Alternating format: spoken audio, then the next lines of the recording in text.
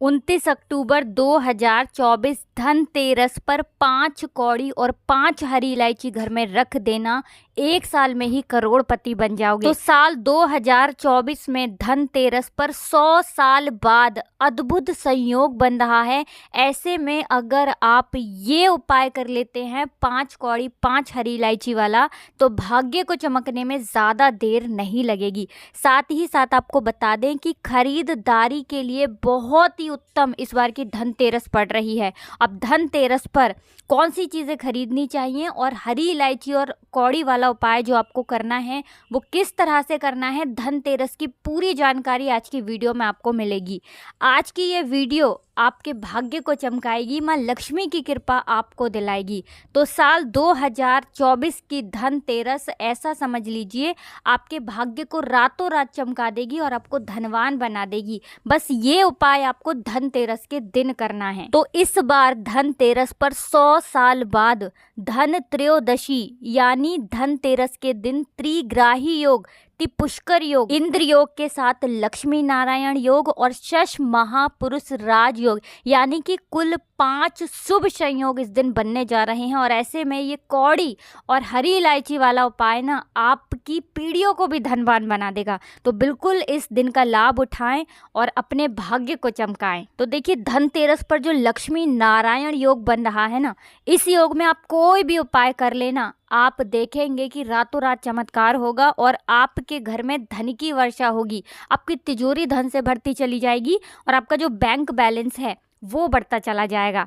तो ज़रूर से आप इस दिन ये उपाय करें, क्योंकि ऐसा जो मौका आया है ना इस बार धनतेरस पर, ये 1 नहीं 2 नहीं पूरे 100 साल बाद आया है। तो चलिए सबसे पहले बात कर लेते हैं कि कौन कौन सी चीज़ें आपको इस दिन ज़रूर खरीद कर लाना है। देखिए वैसे तो सोना चांदी खरीदना बहुत ही शुभ होता है, लेकिन हर कोई सोना चांदी नहीं खरीद सकता है ना। तो आपको क्या करना है कि अगर सोना आप नहीं खरीद पाते हैं तो इस दिन गेहूँ ज़रूर खरीद कर लाएँ। चांदी अगर आप नहीं खरीद पा रहे हैं तो चावल ज़रूर खरीद कर लाएं। साबुत हल्दी की गांठ लाना बिल्कुल ना भूलें, क्योंकि ये आपको अधिक से अधिक धन देती है अगर आप साबुत हल्दी की गांठ खरीद कर लाते हैं। साथ ही साथ सूखा धनिया जो होता है ये माँ लक्ष्मी को बहुत प्रिय है, तो इस दिन धनिया आपको विशेष कर खरीद कर लाना है। और देखिए आप इस दिन बर्तन अगर लाते हैं तो तांबा पीतल कोई भी बर्तन आप ला सकते हैं। पीतल खरीदना भी बहुत शुभ होता है। पीतल की घंटी आप इस दिन ला सकते हैं। साथ ही साथ लोहे की कोई वस्तु इस दिन आपको नहीं खरीदनी है। अब बात कर लेते हैं 5 कौड़ी और हरी इलायची वाला उपाय आपको कैसे करना है। तो देखिए कौड़ी इस दिन ज़रूर खरीद कर लाएं, क्योंकि कौड़ी जो है ये समुद्र मंथन से ही निकली है। जिस तरह से माँ लक्ष्मी की उत्पत्ति समुद्र मंथन से हुई है, उसी तरह से कौड़ी भी समुद्र मंथन से ही आई है। तो 14 रत्नों में कौड़ी भी एक थी, इसीलिए कौड़ी खरीद कर लाना है। कितनी कौड़ी? 5 कौड़ी खरीद कर लाना है। अब देखिए कौड़ी एक तो पीली होती हैं, एक सफ़ेद होती हैं। आप कोई सी भी कौड़ी ले सकते हैं। अगर पीली मिल जाती है आपको तो बहुत उत्तम है, वरना सफ़ेद कौड़ी आप ले लें। 5 कौड़ी लेनी है आपको। 5 हरी इलायची इस दिन ज़रूर लेकर आएँ, क्योंकि हरी इलायची जो है ना ये माँ लक्ष्मी को बहुत प्रिय है। जिस तरह कौड़ी उनको प्रिय है उसी तरह हरी इलायची प्रिय है। तो जो हरी इलायची आप लेकर आएंगे वो खंडित ना हो, कटी फटी ना हो, मतलब टूटी हुई ना हो हरी इलायची। इसी के साथ आपको थोड़ा सा लेना है कलावा, मतलब 1 कलावा आप इस दिन ज़रूर खरीद कर लाएं, क्योंकि ये बहुत ही शुभ होता है, रक्षा सूत्र होता है। तो एक मौली धागा ज़रूर से आपको लेना है। अब देखिए जब खरीदारी में तो आप जो भी खरीदते हैं वो खरीद कर लाएंगे ही, उसका पूजन ज़रूर करें शाम के समय में। अब जो हमने आपको बताया है 5 कौड़ी, 5 हरी इलायची और 1 कलावा, ये तीनों चीज़ें लेकर आपको अपने घर के मंदिर में धनतेरस के दिन शाम के समय में बैठ जाना है। माँ लक्ष्मी का पूजन शाम के समय में आपको करना है, ठीक है ना। घर के मंदिर में बैठ जाएंगे, एक देसी घी का दीपक माता लक्ष्मी के सामने आपको लगा देना है, लंबी बाती का, ठीक है ना। गोल बाती का नहीं लगाएंगे, लंबी बाती का लगाएंगे। बाती आप यहाँ पर अगर मौली धागे की ले लेते हैं तो बहुत उत्तम है, ठीक है ना। आप चाहे तो रुई की बाती भी ले सकते हैं, लेकिन लगानी लंबी बाती ही है। अब देखिए आपको क्या करना है कि जो आपने कौड़ी ली थी 5, पाँचों कौड़ी के ऊपर आपको रोली का तिलक करना है। रोली लगानी है 5 कौड़ी के ऊपर, और फिर उन्हीं कौड़ी के ऊपर आपको थोड़ा थोड़ा सा चावल डाल देना है। अब जो हरी इलायची आपने ली है, कौड़ी, ये दोनों चीज़ें आपको माँ लक्ष्मी को अर्पित करनी है। और जो आप मौली धागा लेकर आए हैं, ये मौली धागा आपको आपके घर में जो भी जल का कलश हो उसके ऊपर इस मौली धागे को आपको लपेट देना है और ये जल आपको अपने घर के मंदिर में माँ लक्ष्मी के सामने रख देना है। कौड़ी रख दी, हरी इलायची रख दी, ठीक है ना, जल रख दिया, देसी घी का दीपक जला दिया। अब माँ लक्ष्मी का ये मंत्र आपको बोलना है।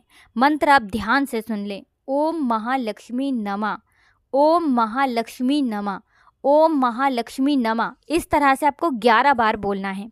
ओम नमो भगवते वासुदेवाय नमः, ओम नमो भगवते वासुदेवाय नमः।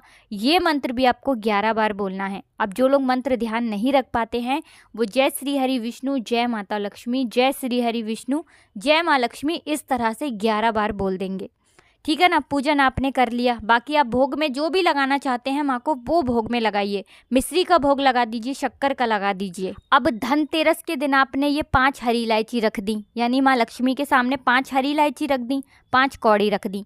इन्हें अब आप ऐसे ही रखा रहने देंगे। तो कब तक आपको रखा रहने देना है? दीपावली जब तक है, यानी कि छोटी दिवाली, बड़ी दिवाली, तब तक ऐसे ही रखा रहने देंगे। दीपावली का जब पूजन हो जाएगा उसके बाद अगले दिन आपको क्या करना है, उन कौड़ियों को उठाना है, हरी इलायची को उठाना है और एक पीले रंग के कपड़े में या लाल रंग के कपड़े में बांध देना है और छोटी सी पोटली बनाकर अपने धन रखने वाले स्थान पर आपको रख देना है। यानी कि आप अपना धन चाहें तो संदूक में रखते हैं, तिजोरी में रखते हैं, किसी बक्से में रखते हैं, किसी डब्बे में रखते हैं, जहाँ भी आप अपना पैसा रखते हैं ना, बस उसी स्थान पर आपको इसे रखना है। और जो जल आपने रखा था लोटे के अंदर, उसे तो आप धनतेरस के दूसरे दिन ही पूरे घर में छिड़क देंगे, ठीक है ना। कौड़ी और हरी इलायची तो आपको दीपावली के बाद उठाना है, लेकिन जो जल आपने लिया था जिसके ऊपर आपने मौली धागा लपेटा था, इस जल का छिड़काव आप छोटी दिवाली वाले दिन पूरे घर में कर देंगे। अब ये जो जल का छिड़काव आपने करा है ये साधारण जल नहीं है, इसमें माँ लक्ष्मी की कृपा है। इसीलिए आपके घर में कोई भी ऐसी चीज़ जो धन को नहीं आने दे रही है, सारी चीज़ें दूर होती हैं।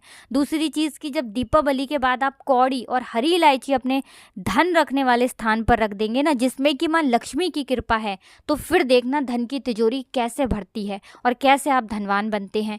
तो ये एक ऐसा उपाय है, जिसने भी इस उपाय को सच्ची श्रद्धा से किया है वो व्यक्ति धनवान बना है और बनकर रहता है। आपने अगर ये उपाय किया है तो आपको इसका रिजल्ट पता होगा। जो कर चुके हैं इस उपाय को वो हर साल करते हैं, और जिन्होंने नहीं किया है वो साल 2024 की धनतेरस पर कर लें, क्योंकि 100 साल बाद ऐसी धनतेरस आई है जिसमें इतने शुभ और उत्तम योग एक साथ बन रहे हैं। तो बिल्कुल इस मौके को जाने न दें और ये 5 कौड़ी और हरी इलायची वाला उपाय आप ज़रूर से करें। तो पहले उपाय की बात कर ली, अब जल्दी से बात कर लेते हैं दूसरे उपाय की कि धनतेरस के दिन और कौन सा उपाय करना है जिससे माँ लक्ष्मी की कृपा मिल जाए और घर में निरंतर धन की वर्षा होती रहे। तो देखिए, माँ लक्ष्मी को ना खीर बहुत प्रिय है, तो इस दिन आप माँ को खीर का भोग ज़रूर लगाएं। अगर आप मखाने की खीर बना लेते हैं तो बहुत उत्तम है, क्योंकि मखाना जो है ना ये माँ लक्ष्मी को बहुत प्रिय है। अगर खीर ना बनाएं तो मखाने ऐसे ही माँ लक्ष्मी को आप अर्पित कर दें। तो ये उपाय अगर आप करते हैं और अपनी मनोकामना कह देते हैं तो बड़ी से बड़ी विश और बड़ी से बड़ी मनोकामना भी माँ लक्ष्मी पूरा कर देंगी। तो इस बार धनतेरस पर ये उपाय ज़रूर करें। बाकी आप मिश्री का भोग भी माँ लक्ष्मी को लगा सकते हैं। तो देखिए, धन देने का काम माँ लक्ष्मी करती हैं, लेकिन जो धन है उसका संचय कौन करता है? भगवान कुबेर करते हैं। इसीलिए धनतेरस के दिन भगवान कुबेर का पूजन हम करते हैं। तो भगवान कुबेर को इस दिन सफ़ेद रंग की मिठाई का भोग ज़रूर लगाएं, एक दीपक जलाकर उनका पूजन ज़रूर करें। और इस दिन आपको अपनी तिजोरी में भी पूजन करना है, मतलब आपके जो भी गहने हैं, पैसे हैं, ठीक है ना, हैं या नहीं भी है, फिर भी आपको अपनी तिजोरी का दीपक दिखाकर पूजन करना है। अच्छे से साफ सफाई पहले से कर लें तिजोरी की और फिर पूजन ज़रूर करें। और इसी दिन धनतेरस पर हम आरोग्य के देवता भगवान धन्वंतरी का पूजन करते हैं, जिससे कि हमारे घर में कभी बीमारियां प्रवेश न करें और सभी का स्वास्थ्य जो है वो उत्तम रहे। तो इस दिन आप भगवान धन्वंतरी का पूजन ज़रूर करें और इन्हें पीले रंग की किसी भी मिठाई का भोग लगाएं। गुड़ का भोग भी आप उन्हें लगा सकते हैं। तो आज की वीडियो में बहुत अच्छे से उपाय आपको समझाने का प्रयास किया है। अगर उसके बाद भी आपको कुछ ऐसा जो पूछना हो, समझ में नहीं आया हो, तो कमेंट सेक्शन में आप पूछ सकते हैं। आप सभी को धनतेरस की ढेर सारी शुभकामनाएं। तो वीडियो को लाइक, चैनल को सब्सक्राइब करके ही जाएं और जयकारा जरूर लगा दे, जय माता लक्ष्मी लिखना बिल्कुल न भूलें, जिससे कि माँ लक्ष्मी आपके घर को धन से भर दे। आप सभी को राधे राधे, जय श्री कृष्ण, हर हर महादेव, जय शिव शंभू, जय हो माता लक्ष्मी की, जय हो श्री हरि विष्णु की, जय हो भगवान कुबेर की, जय हो धन्वंतरी देव की।